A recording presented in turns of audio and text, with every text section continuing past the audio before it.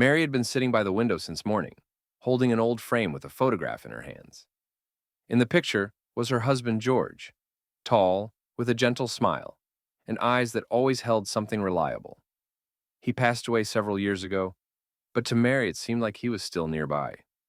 Every evening she lit a small candle in front of his photo, talked to him, shared the events of her day, and it helped her feel that she was not alone. Such moments exist for many people. For some, it is a photograph of their mother. For others, a son who left too soon.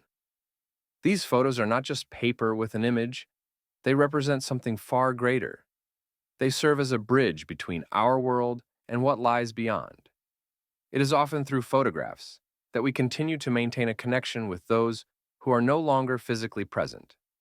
We remember, smile, sometimes cry, but we feel the memory is alive. However, there is another side to it. Sometimes, even without thinking, we treat such photographs carelessly, leaving them in dusty drawers, putting them away, forgetting where they are. At other times, we do the opposite, thinking that what we are doing will help, but we do not understand the delicate line we may be crossing. Mary once told her neighbor, "I feel as if George's photo warms my heart, but sometimes I wonder, am I doing everything right?" And this is an important question that concerns many, especially those who have lost someone truly close to them. Intuitively, we feel that such things should be treated with care, but we do not always know how exactly. That is why today, we want to talk about what not to do with photographs of the deceased, to preserve a bright connection, not to harm ourselves and those who continue to live in our memories. Sometimes people, not paying attention to the details, leave photographs of deceased relatives in the most unexpected places. Somewhere in a closet, next to boxes containing old wires, broken clocks, and unnecessary items. Some place them on a shelf in the bathroom, next to cleaning supplies where the air is damp and heavy. And someone even piles all the pictures into one stack, tossing them into a drawer with forgotten papers. And all this is not out of malice, but simply because they do not realize. Such places carry a certain energy, and it may be far from the warm and bright memories. The story of Steve serves as an example. After the death of his mother, he could not gather his thoughts for a long time. Her photo, which once stood on the dresser in the living room, he put in a box and placed it in the corner of the garage. Months passed before he accidentally stumbled upon this picture. The photo was covered with a layer of dust. The corners were damp from moisture, and next to it lay rusty tools in the box. Steve did not understand why, but since then he began to be plagued by anxious dreams, in which his mother looked at him silently, as if reproaching him. He felt he had disrupted something, and that feeling did not leave him until he washed the photo, put it in a frame, and returned it to the living room, where it became somehow brighter and calmer again. Such matters are important. A photograph of a person who has passed away seems to continue to carry their presence. If we place it in a corner, where dust and negativity accumulate, we are, in a way, putting the memory in shadow. The deceased deserve not darkness, but light. There is no need to create an altar or a special ritual. It is enough to simply choose a place with respect. A place that is clean, peaceful, where you would like to sit in silence and think about those who are no longer nearby. There is a simple rule. If a place seems unsuitable for life, it is also unsuitable for memory. Places filled with dampness, garbage, or chaos tend to erase the warmth that a photograph carries. And although it is just an image, it continues to hold a piece of the departed soul. How we treat it reflects our attitude not only towards memory, but also towards ourselves. It sometimes happens that photos of both living and deceased relatives hang in a home. There seems to be nothing wrong with that. A common family photo for remembrance, as a tribute to history. But there is a subtle point that many do not consider. Photographs are not just images. They are streams of energy captured at a specific moment in time. When people separated by the boundary of life and death are on the same photograph, their energies begin to intersect. Sometimes this intersection becomes a source of inner tension, especially if such a picture is placed in a bedroom or in a place where a person spends a lot of time alone. Kate did not think about this for a long time. After the death of her brother, she printed their favorite joint photo. where they smiled as teenagers in their parents' garden. She framed it and placed it in her bedroom, right on the bedside table next to her bed. In the first weeks, Kate felt that the photo gave her strength. She mentally conversed with her brother, reminisced about their childhood, and it lightened her heart. But over time, something changed. She began to suffer from sleepless nights, and inexplicable anxieties arose. Waking up, she felt tired, and in the mornings, she could not gather her thoughts. She did not connect this with the photograph until one day she decided to put it away in a drawer, thinking she needed a break from the memories. Just a few days later, she felt better. This does not mean that such pictures should be discarded or that one should get rid of dear photographs. Not at all. It is simply important to understand that the photos of the deceased are better placed separately, with respect and care, in those places where they will not directly interact with the everyday lives of the living. This could be a dresser in the living room, a shelf in the office, a cozy corner with books, any space where the energy of peace and memory will not mix with personal space, such as a bed or a dining table. This approach helps maintain harmony in the home. It is not about fear, but about care, both for oneself and for those who remain in memory. After all, respect for the memory is expressed not only in words, but also in how we preserve these images in our homes and in our hearts. Sometimes, especially in difficult moments of life, a person wants to feel the presence of a departed loved one. Some search for signs, some turn to memories, while others become interested in so-called spiritual practices. On the internet, one can find dozens of tips on how to summon a spirit through a photograph. Light a candle, recite certain words, create a communication channel. These tips are often accompanied by promises. You will hear a voice, receive a sign, feel a touch. But few consider how dangerous this can be, especially if a person does this unprepared, not understanding what they are dealing with. John, an elderly man from the suburbs, was in deep despair after the death of his wife Emily. They had been together for nearly 40 years, and her passing was a great loss for him. One day he came across a video that explained how to connect with the deceased using photos. In the evening, he placed Emily's photograph on the table, lit a candle, recited the necessary words, and waited. That night, strange occurrences began in the house. Soft rustlings, quiet footsteps, a feeling as if someone was standing nearby. John was not scared at first. He hoped it was Emily coming to him. But with each passing day, his anxiety grew. He began to wake up in the middle of the night, feeling as if someone was watching him. The atmosphere in the house changed. Instead of comfort, he felt unrest and cold. Later, he turned to a local woman who practiced energy cleansing. She explained that by opening up blindly, he might have attracted not the energy he expected. A photograph is an anchor, but an anchor can draw not only bright memories, but also something foreign if approached without understanding.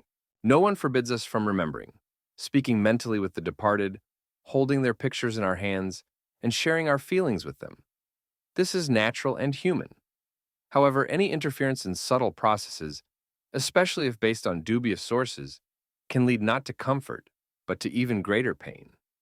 Gentle remembrance is always better than the attempt to summon what is meant to be at rest. Today, social networks have become part of everyday life, even for elderly people. Many publish memories, sharing photographs, including those of those who have passed away. This helps to feel that memory is alive, that others remember and empathize. But when it comes to photographs of the deceased, it is important to remember to show respect. Otherwise, instead of comfort, one may receive pain and disappointment. Sarah, a 60-year-old woman, decided to share her mother's photograph on the anniversary of her death. She wrote warm words, recalling how kind and strong her mother was.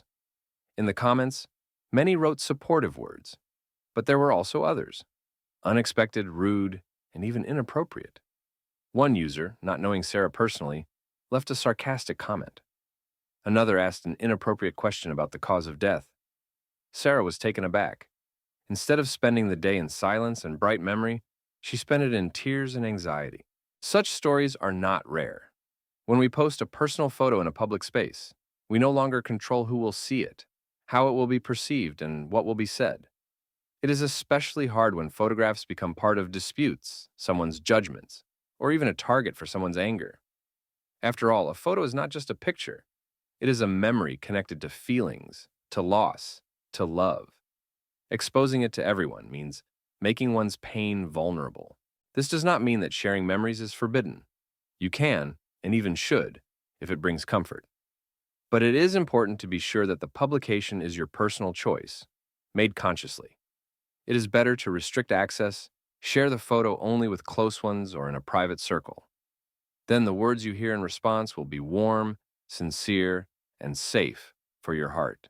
Mary, the woman who speaks to her George every evening, once said, "Memory is like a candle. It is not carried into the wind, it is preserved." And this is true. Photographs of the deceased are a part of our souls, and we should treat them as if love, which we once shared, lives in each snapshot, carefully with respect, away from prying eyes. When pain becomes too sharp, a person may feel like getting rid of everything that reminds them of their loss. In such moments, emotions take over, and it seems that if they remove the photos, letters, belongings, it will be easier. But rarely does anyone think that destroying photographs in a fit of anger or sorrow can leave an emptiness inside that cannot be filled again. Robert, a 65-year-old man, faced a serious emotional crisis after his divorce, and almost simultaneously after his father's death. His home was filled with items that only evoked pain. Photos with his ex-wife, old letters, and among them, pictures of his father, with whom he always had a complicated relationship. One day, unable to withstand the surge of feelings, Robert gathered everything into a box, took it to the garden, and burned it. He felt lighter for a few hours, and then came the feeling of emptiness, as if he had destroyed not just paper, but a part of his own story. Over time, he began to regret his actions.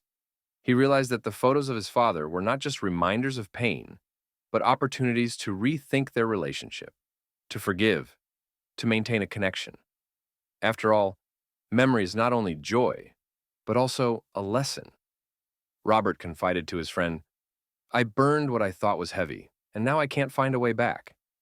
And there are many such stories. When we act in a state of acute pain, we cannot objectively assess the consequences. But a photograph, especially of a deceased person, is not just an image. It is a thread that connects us to the past. And even if the memories are heavy, they are important. They give us an opportunity to heal, to understand, to let go. If the pain becomes unbearable, it is better to hide the photo, put it in a drawer. Give yourself some time. You can return to them later when your heart has calmed down a bit. It is easy to destroy. It is impossible to return. Wisdom comes not in a surge, but in silence. And memory is not a burden if approached with understanding. Even the heaviest photo can one day bring peace. Mary, whom we have already talked about, always approached the memory of George with special care. She did not hold any loud rituals, nor did she search the internet for correct ways to connect with the deceased. All she did was choose a place for her husband's photograph where she felt calm.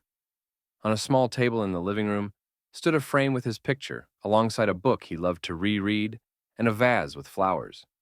Sometimes she would place a lit candle nearby. This simple composition became a quiet oasis of peace for her, where she could be with her memories. Proper handling of photographs of the departed does not require special knowledge or complex rituals. The main thing is attention and respect. A photo should not be in a passageway, where it is constantly knocked down or forgotten. It is better to choose a corner where the energy of the home is calm, a dresser in the living room, a shelf with books, a cozy nook next to an armchair, a place where you love to be in silence, where thoughts come easily, and the heart does not worry. Some place a candle nearby. It adds a special atmosphere. Others put a small item related to the departed, a watch, a letter, a postcard. All this helps to preserve the feeling of connection. It is only important to remember, nothing needs to be done by the book. The main thing is that you feel calm, and looking at the photograph, you feel warmth rather than tension. Sometimes people ask, can one talk to the deceased through a photo? Of course. Not allowed if one doesn't want to. It can be done mentally, telling about what is happening, sharing experiences, asking for support. This is not strange and not dangerous. It is human. After all, a photo is a window into that part of life that remains with us forever. And through it, we can speak, feel, and remember. To preserve memory means to leave space for it in your home and in your heart. And if you approach this with kindness, a photograph ceases to be just an object. It becomes a point of light to which you can always return when it gets dark. Sometimes people think that with the departure of a loved one, everything ends. But in reality, much is just beginning. Inner conversations, memories, moments when one wants to share joy or seek advice. A photograph becomes that thread that connects us to something very important. Especially in old age, when losses become a part of life, it is important to remind oneself. Memory is not a shadow, but light. It is what supports, warms, and gives strength to move on. Mary, despite her loneliness, did not feel abandoned. She often said, "George is with me. I feel it when I look at his photo. I don't need to hear his voice. A glance is enough for me." And in these words lies wisdom. The deceased remain with us if we maintain a kind, bright connection with them. And a photograph is not a reason for fear, nor an object that needs to be hidden or protected from something mystical. It is a window to the past, where we were happy, where we were loved, and where we loved in return. It is important not to be afraid of these feelings, not to avoid memories, not to close one's heart, but also not to get stuck in pain. The departed do not want us to suffer. They want us to live. And if a photograph helps to feel their support, let it be nearby, in a clean, peaceful place, without excessive anxiety, just as a reminder, you are not alone. Everything that has been is alive. Everything that matters remains. Life goes on, and there is room for memory, for love, for quiet conversations with those we can no longer embrace but can feel. Every time you look at a photograph, remember kind moments. It is a small miracle. This is the life that cannot be erased. Mary once said, "I keep his photo because it keeps me." These words became her quiet motto, and perhaps they will help someone else, to remind them that the memory of loved ones does not pull one down. It keeps one afloat, and in this lies its true strength. Thank you for being with us and watching this video to the end. If this topic resonates with you, if you feel that the memory of loved ones is something more than just a recollection, then you are not alone. We speak about this because it matters. Support our channel. Subscribe so you don't miss new videos. Here we talk about what touches the heart, helps understand oneself, and preserves warmth even in the most difficult moments of life. If this theme is close to you, share your stories in the comments.